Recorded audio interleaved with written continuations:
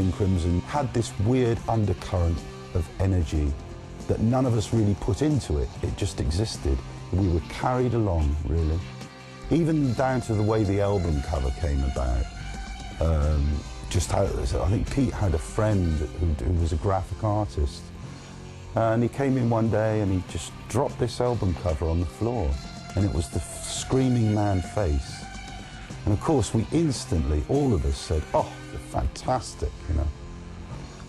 And the terrible irony of that is that the day after that, the guy who did it, Barry Godber, dropped dead of a heart attack on the pavement, which, when you look at the cover, is very disturbing.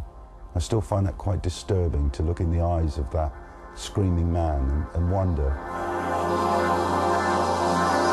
You don't want to be a guy who does the art for ALP, because most of them are dead.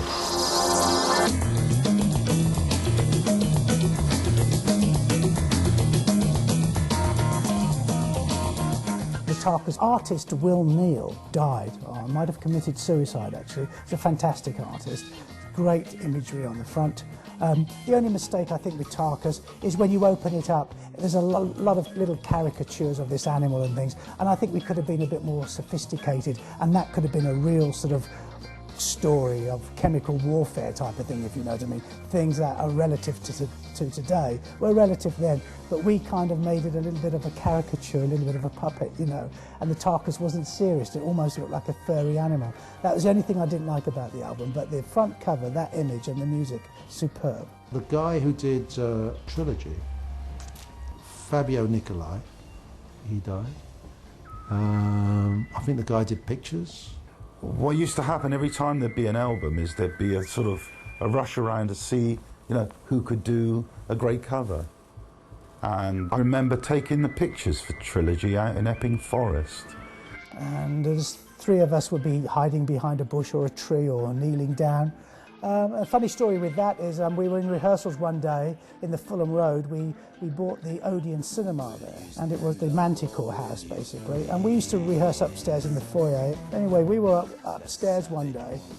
Trilogy had been made, it was out, and I think we were getting ready to go on tour. We were rehearsing furiously, and one of the road crew had been to some pub in the North End Road, Fulham, walked in and said, "Oh, look what I found." And what it was a single piece of paper, like a handout. It was for a gay club.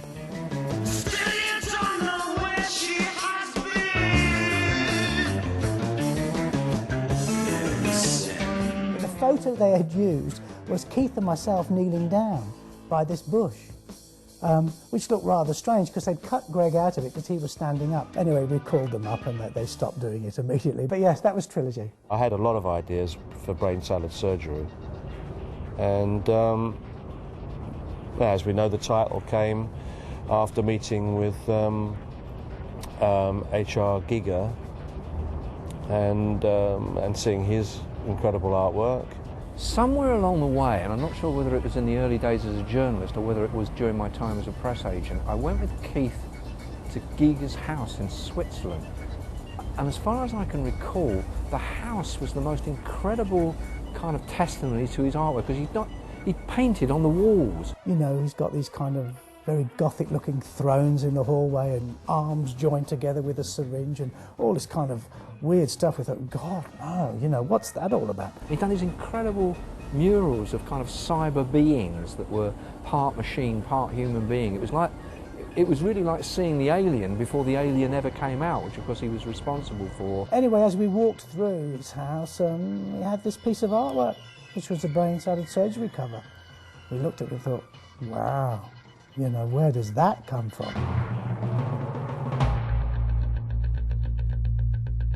It was quite terrifying, actually, particularly at night. And I seem to remember seeing it in candlelight for some reason.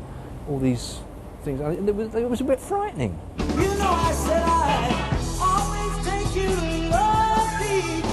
Ahmed Ertegun, the president of Atlantic Records, wanted to meet with us because we did owe him another album. But Ahmed said to us, yeah, just go into the studio, just jam.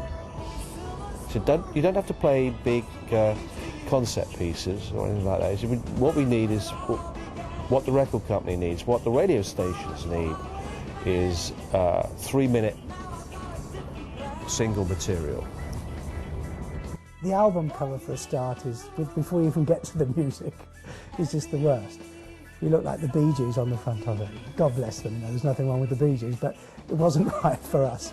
I didn't like the title, and particularly the album cover. I thought it was like naff. I think you don't want to be doing their artwork.